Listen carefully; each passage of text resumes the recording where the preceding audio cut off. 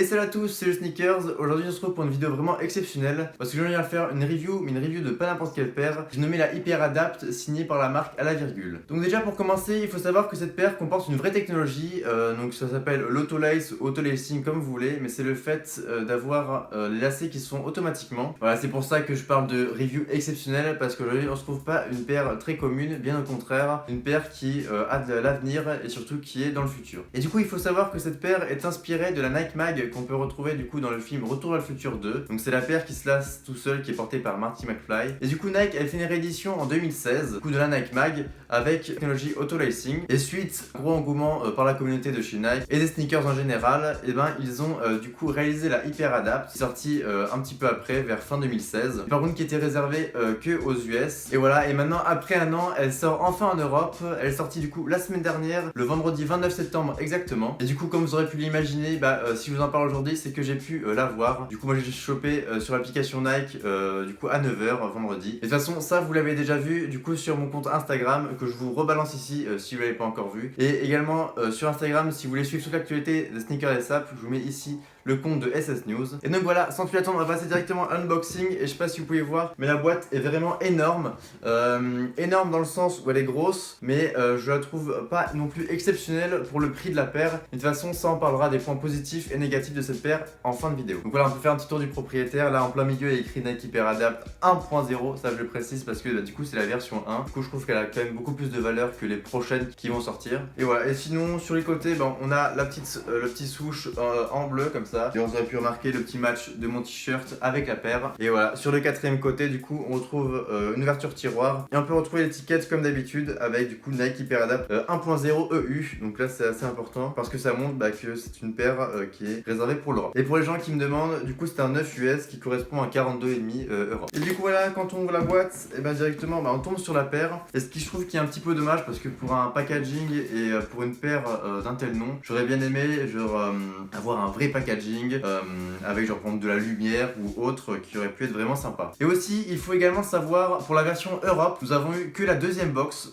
parce que pour la version US, ils avaient fait une boîte spéciale avec de la mousse et tout, c'était un vrai packaging assez sympa. Et là la boîte du coup qui est fournie pour l'Europe est vraiment très basique et je trouve que c'est un point énormément négatif pour une paire qui est quand même, je le rappelle, à 700 euros. Et voilà, quand on ouvre la boîte, tac, on tombe directement sur la paire, du coup en plein milieu de la boîte. Et sur le côté, on a une petite partie en carton bleu où on pourra retrouver du coup le chargeur, du coup qui permet de charger la paire parce que c'est quand même un moteur, ça se recharge un jour ou un autre. Et on peut également retrouver des manuels d'utilisation au fond de la boîte. Tac, et voilà du coup la bête, donc je la trouve vraiment incroyable. De toute façon, il y aura un petit unfit et des plans bien détaillés. Également, je voulais faire juste un petit point avant de passer au détail de la paire parce que je sais pas si vous pouvez voir.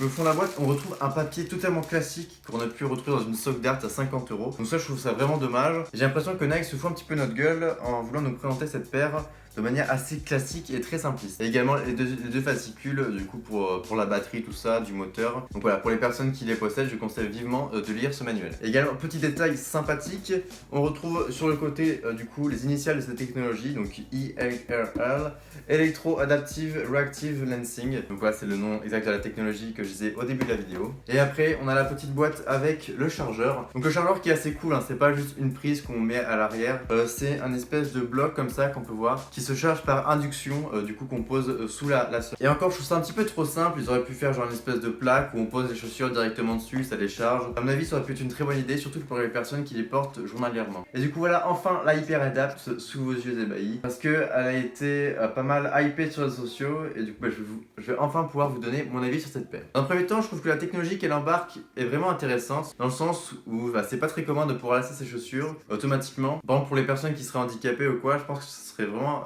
assez intéressant à tester. Ou encore pour les personnes du coup qui collectionnent les chaussures, quoi, donc les fans de Retour vers le futur et qui n'ont pas eu le prestige du coup d'avoir la Nike Mag. Parce que je le répète bien ça les amis, mais c'est pas une paire à porter tous les jours, c'est vraiment une paire de collection.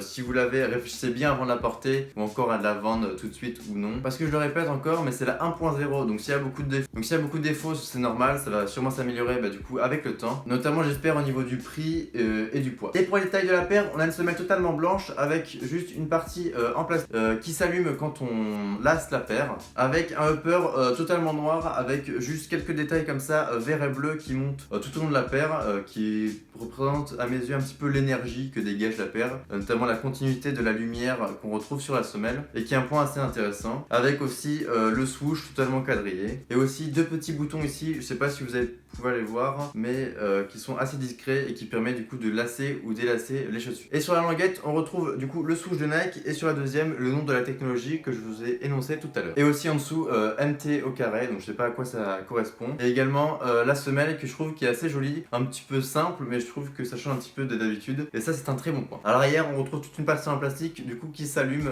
du coup, quand on lasse la paire. Et une petite partie en cuir qui fait assez plaisir. Et bien sûr, la majeure partie de cette paire se trouve juste devant, là, sur les lacets. Donc les lacets sont assez bizarres, je pensais pas du tout avoir ce ressenti quand je allais les avoir. Du coup en fait c'est un espèce de câble qui est entouré d'un espèce de cordon en maille, qui permet d'avoir la forme d'un lacet et l'épaisseur d'un lacet, parce que si c'était juste des câbles, je pense que ce serait pas très esthétique, même ce serait assez fragile, donc ça permet dans un premier temps du coup de les protéger, et en plus ça rend un vrai aspect esthétique à la paire. Et bien sûr ce que vous attendez tous, du coup c'est le laçage automatique, et je vais vous montrer. Vous avez juste à appuyer ici et là.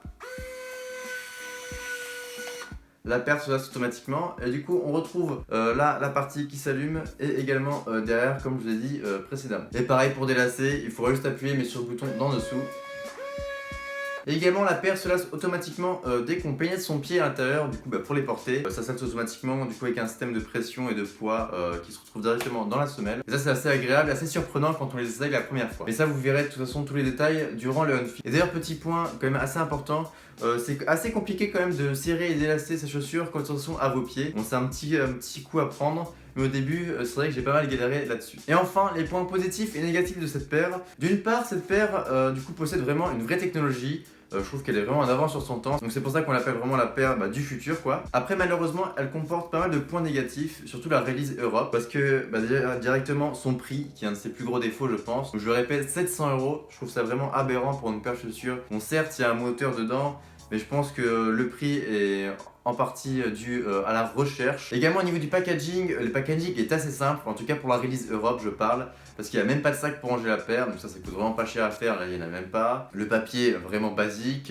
il n'y a qu'une seule moyen de chargement, et juste ces 3 points sont vraiment des points vraiment essentiels à une paire à 700 € je trouve. Et sur ce on se retrouve pour quelques petits points de vue de la paire et un fit, et après on se retrouve pour la conclusion.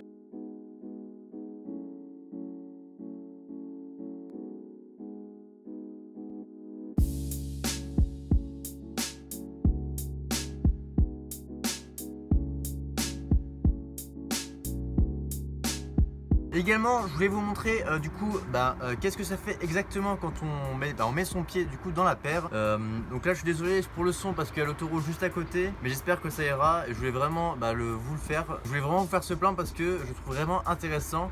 Et après du coup on continuera sur un fit classique. Donc voilà, on a juste à se mettre debout, même assis ça fonctionne. Et là on met son pied comme d'habitude dans une paire plutôt classique, et là on a le pied qui se lasse automatiquement, et ça je trouve ça assez excellent. Et maintenant on se retrouve pour le unfit.